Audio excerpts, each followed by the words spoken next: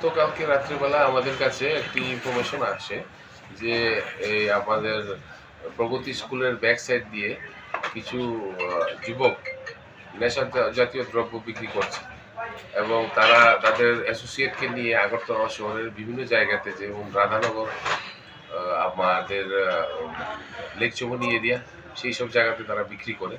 সেই মোতাবেক আমাদের ইনফরমেশনকে আমরা আমাদের লিগ্যাল অ্যাকশন নেওয়ার জন্য আমাদের একটি টিম গঠন করা হয়।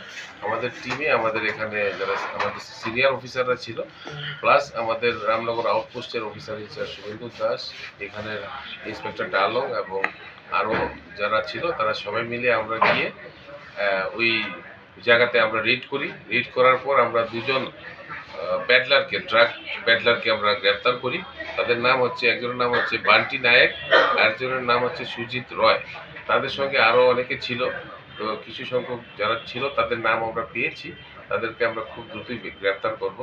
আর তাদের কাছ থেকে আমরা 5.2 গ্রাম হিরোইন ভাইলস, যা টোটাল 250 নাম্বারস, এটা আমরা পেয়েছি। তাদেরকে এইগুলি আমরা সিজ করেছি, যাবতীয় যা লিগ্যাল প্রসিডিউর মেনটেন করে, এবং তাদেরকে আমরা আজকে দুজন আসামিকে আমরা আজকে আদালতে প্রডিউস করব তাদেরকে পুলিশ রিমান্ডের জন্য।